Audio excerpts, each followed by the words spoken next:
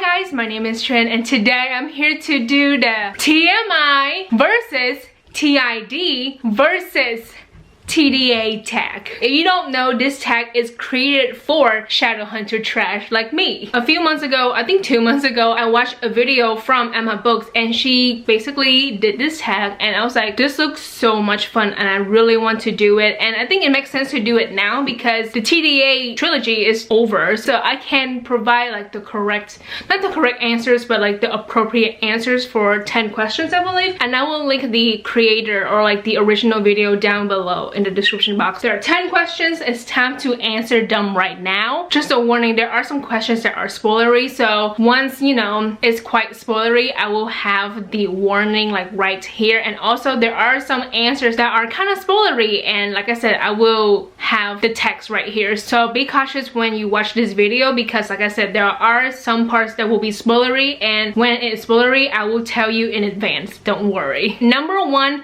who is the better main character? So we have Clary from TMI, we have Tessa from TID, and then we have Emma from Tda. So Clary is obviously not my answer because I was annoyed with Clary for like a majority of TMI, but then at the same time, she does grow into a responsible and wonderful adult. But strictly speaking of TMI, Clary is not my favorite character. So my answers have to be Tessa from TID and Emma from Tda because I love these two characters so much. Tessa, I love Tessa Gray. I think she's fucking amazing, and oh my gosh, she is like one of my favorite characters. And I'm not gonna lie, I will name my future daughter Tessa because of Tessa Gray. I think she's so fantastic. There's not much I can say because spoilers and stuff, but I think she's fantastic. That's all I have to say. And then for Emma, I love Emma from Tda, and if I have another daughter, I will name her Emma. Yes, I'm joking, but at the same time, watch me when I have two daughters. Their names will be Tessa and Emma. Watch me. I love Emma Carstairs. I think she's so fucking amazing. Like, I love her character since page 1. I think she's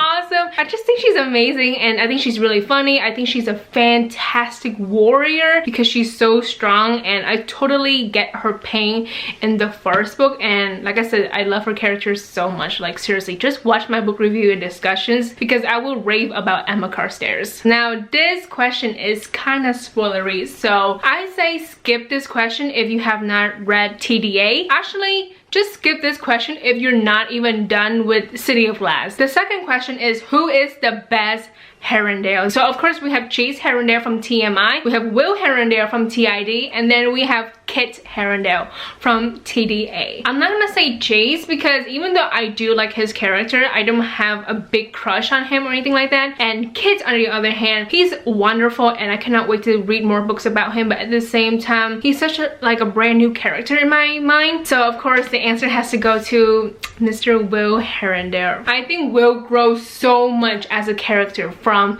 Clockwork Angel to Clockwork Prince, and then also when we read the other books, he's in it, and I love him so much because he's so sarcastic, but yet he's such a passionate and loving man, and everything about him, like oh my god, the traits, like dark hair, blue eyes, shit. Number 3, best love triangle. So of course we have Chase, Clary, and Simon from TMI, and then we have Tessa, Jem, and Will from TID, and then from Tda, I guess we have Christina, Kieran, and Mark, because when you think of love triangle in the Dark Artifices trilogy, obviously those 3 characters pop into mind. Obviously it is not Clary, Chase, and Simon at all. They're out. Even though I love the love triangle in Tda because it's great, I will fucking die for Tessa, Jem, and Will. Yes! Wait, where's the book? Yes!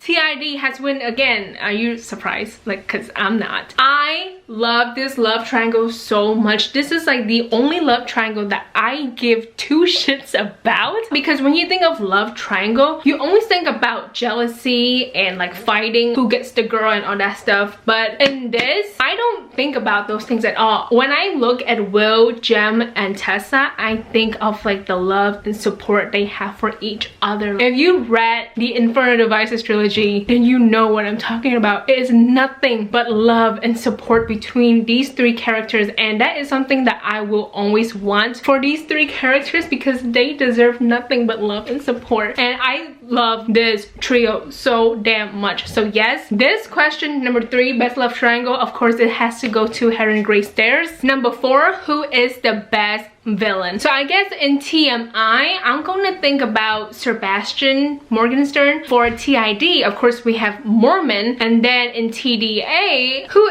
is the villain in the TDA? If you think about it, who is the villain in TDA? I say the cohort. The cohort is the villain in TDA. I think I have my answers because I had to think about it for a second, but I think I have my answers. Obviously, let's talk about Mormon in the Infernal Devices trilogy, okay? Now, spoilers is coming. If you have not read the Infernal Devices trilogy, mute this right now. The text will appear. Mute this shit if you don't want to get spoiled, because I will tell you why Mormon is literally the best villain in my opinion, or like one of the best. The reason why Mormon is pretty high on the list is because he is just a mundane. Yes, he has some, you know, connections here and there, and he was adopted by warlock people, but at the same time, he's just a mundane and he is so powerful. And of course, he is responsible for Tessa's existence in the first place. If you don't remember, I will jog your memory right now. So basically, he and some fairies switch a mundane baby with Adele Starkweather. And then of course, Adele grows up to be a mundane, but yet she is a Shadowhunter, but of course she does not bear marks. She was able to give birth to Tessa, but not just that. Oh yeah, I forgot. Mormon sends an Eidolon demon to rape her. It is not consensual sex. It is rape. It is horrible and horrifying. And basically, Adele Starkweather was raped by a demon, and then she gives birth to Tessa, and then Tessa is this very, very special demon warlock Shadowhunter hybrid. If you think about it, like, Tessa's existence happened because of Mormon. He has the patience of a saint. He literally planned this entire thing for decades, if you think about it, because it starts with Adele being a baby, and then it ends with Tessa as like a teenager. So of course, decades have passed, and oh my god, that's such a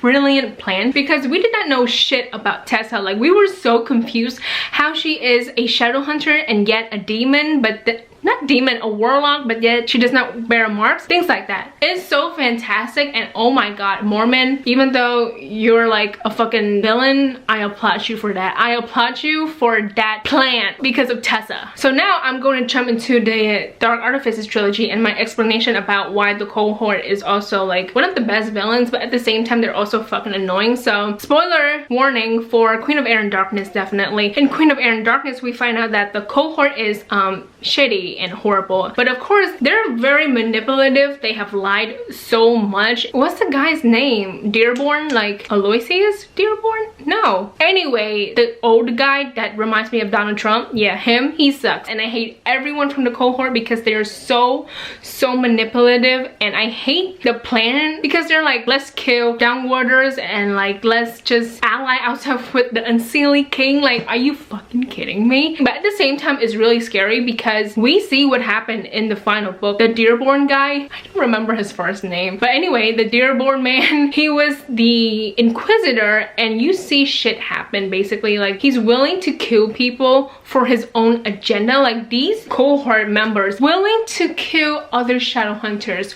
for their own agenda, and it's so scary to see because it reminds me so much of The Circle and Valentine Morgenstern and all these things. But at the same time, this is more modern because this takes place in 2012. Yeah, I hate them. The cohort is dangerous. Like, yes, I hate them so much, but at the same time, I'm afraid of them. Number 5, better army slash threat. So for army in TMI, I think of the army in City of Heavenly Fire because that was intense. And then for TID, of course, we have the Clockwork Army, which is also pretty intense. And then in TDA, the Parapatikers, okay, we'll think this through. I think the winner for this question, it has to be the army in City of Heavenly Fire. Now, spoiler again, skip forward if you have not read City of Heavenly Fire. So in City of Heavenly Fire, we see that army that Sebastian created with the cup, the Infernal Cup, I believe. Basically, he turns innocent Shadowhunters into these dark Shadowhunters, and the scary part is that there is no cure, and we see that in the final book. The only way to get rid of these dark dark Shadowhunters is to literally kill them. This army consists of your brothers, your sisters, your dads, your moms, basically family members, friends, parasites, wives,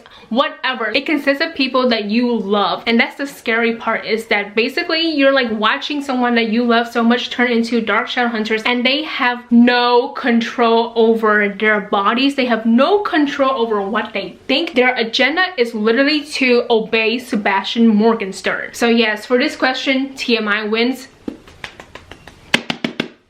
for the first time in like 20 minutes. Number 6, better first book. So of course we have City of Bones, Lady Midnight, that's not the right order, but whatever, and then we have Clockwork Angels. Of course I have to say Lady Midnight by Cassandra Clare. Like, this first book was so fantastic, and my lipstick match, that's amazing too. If you did not watch my book review and discussion for this book, I did say that when it comes to like the first book of a series by Cassandra Clare, I always have some kind of problem. But when it comes to Lady Midnight, it was just great. It was fantastic. I had so much fun reading this book. It's huge, but it was so good because I like the fact that we did not have to relearn the Shadowhunter stuff, because our main characters are already Shadowhunters. So all we had to do is learn more about this world. So we learned about the shadow market, and then we learned about the Blackthorn children and more characters and all these things. It was just really fun from the beginning. I cannot wait to reread TDA. Like, I will sometime, hopefully, I don't know when, but I cannot wait to reread TDA because it's gonna be so much fun. Number 7, favorite female supporting lead. So of course we have Isabel Lightwood. I think we have Cicely Herondale for TID, but at the same time I only see Sophie as the female supporting lead, and then we have Christina for TDA. For this question, I'm going to give a point to all 3 series because I love all of the characters. Like, there isn't one that I like more than the others. I love Isabel Lightwood, so of course I'm gonna give a point to her. I love Sophie and Cecily, so of course a point to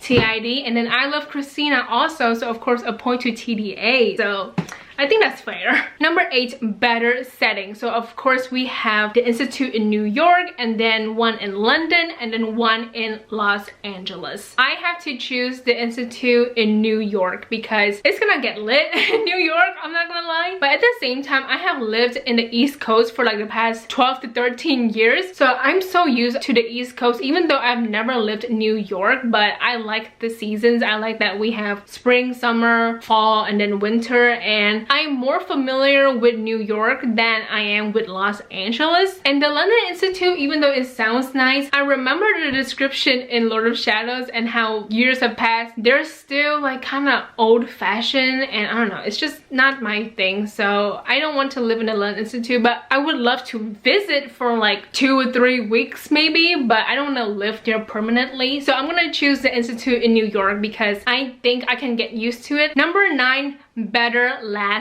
book. So we have City of Heavenly Fire, Clockwork Princess, and then Queen of Air and Darkness. This one is pretty easy. It really is. Like, it's so easy. Of course I have to pick Clockwork Princess by Cassandra Clare, even though I'm holding Clockwork Angel by Cassandra Clare. Anyway, a point to TID because Clockwork Princess is everything to me. The first time I read that book, I was wrecked in half. I cried so much, and then of course I reread it just last year in 2018. Still love it. It's amazing. I love everything about it. I love the fact that it made me cry. I love the fact that it made me laugh. I think it's like the perfect last book to this trilogy because it does wrap up everything. The last question, number 10, best epilogue. Now this one is pretty easy. I'm pretty sure you know what it is. Now it cannot be Queen of Air and Darkness because the epilogue in that giant ass book is literally 4 pages, so that book is out. It cannot be City of Heavenly Fire. Even though I do like it, I don't love it. So of course the winner yet again, the epilogue in Clockwork Princess, always wrecked me in half. It's just so fucking sad. Here's the thing, when I reread Clockwork Princess, I remember reading the entire book, and then when it came to the epilogue, I was like, no, I cannot do this right now. So I saved the epilogue for the next day. Just reading like the first 2 pages, I was already crying. Like, the epilogue is one of the best shit I've ever read. I can hear Honestly, I can just read like a few sentences here and there and I will start crying. So of course for this question, Clockwork Princess wins, TID wins. Let me tally everything up because I've been keeping points. TMI has 3 points, which is better than 0, I'm not gonna lie. TDA has 4 points, good for them. Only 4? Wow. That's surprising. And then TID has 7 points. So here's the truth. I've been keeping track throughout this entire video and TID wins. Honestly, I'm not surprised because the Infernal Devices trilogy is my favorite series of all time. It's literally #1 and then #2 is Harry Potter. Like, yes, it has been Harry Potter in that list, okay? So TID wins. If you have read TMI, TID, and TDA, of course do this tag because it's honestly so much fun. So that is it for today's video. I hope you guys enjoy it. Thank you so much for watching. Please like and subscribe for more videos and I will see you guys later. Goodbye!